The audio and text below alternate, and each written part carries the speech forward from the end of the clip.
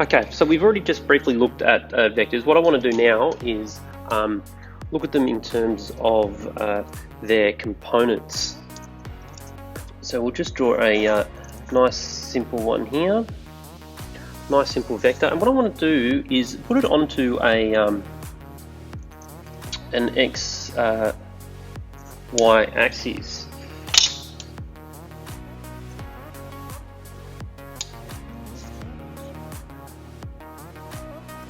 So now that I've got it on an XY axis, we want to have a look at its components.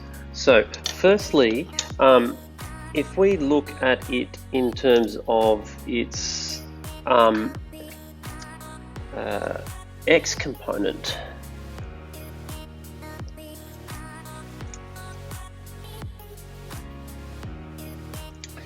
this whole point that it reaches along the x-axis is this is our vector A, this is the x component. So it has a magnitude of this much along the x-axis. And we can do the same for the y. I'm being very pedantic with the way I'm doing it up here. Don't need to do anything as much as I am. And here we have the AY.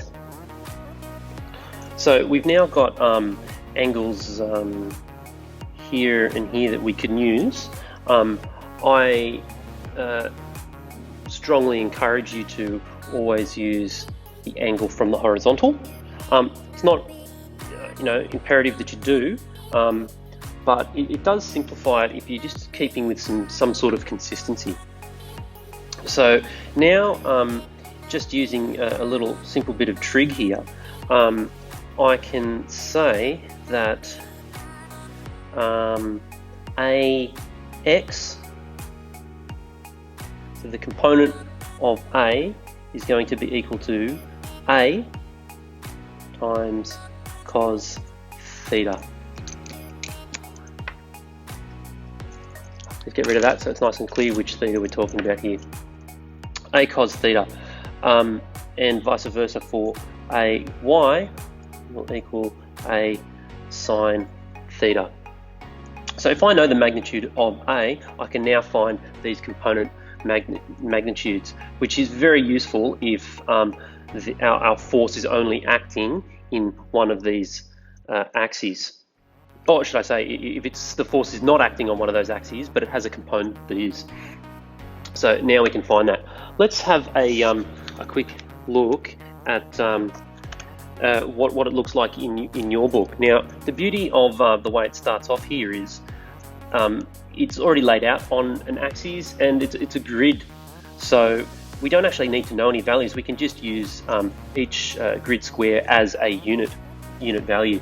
So in the case we're looking for the x component, it does ask for the magnitude.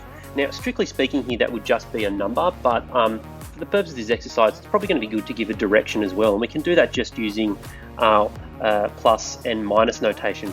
So in this case, in the x component, we've got 1, 2, 3. So it is a positive 3. I'm going to jump down now to this one down here, just to give you an idea of what we're doing here. No, actually not. I'm going to jump to the last one. So now the x component, as per the ways we've been doing it, is all the way across here. It doesn't have to start from the origin of our axis. It's starting from the origin of our vector. So we've got 1, 2, 3, 4, 5, 6, 7, 8, 9, 10, 11. This one will be minus 11 units. So that's nice and straightforward. And we can do the same with our y components. Now, here we do have some trig to do, so this should be nice and easy. Now, the reason why I always say do use your angle from the horizontal, you can see some of these are not. In fact, they all are except for this one technically here. This one here, we're going to want to use the value of 60. But the reason is, it means that I don't have to really do any trig, because if I'm always being consistent with using this angle from the horizontal, it means I can just always remember that the x component So I will do this as, say, call it vector x equals vx cos theta. It always is. It'll always be cos theta, v cos theta, if I'm always doing it from the horizontal. And that's generally what I do, and then I don't have to worry about doing any trig, and I don't make any mistakes this way either. It'll also be consistent with projectile motion, which is done in Year 12 physics.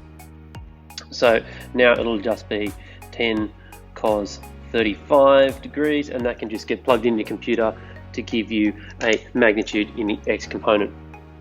The same thing will be done with the y component, obviously, except we're going to be using v sine theta.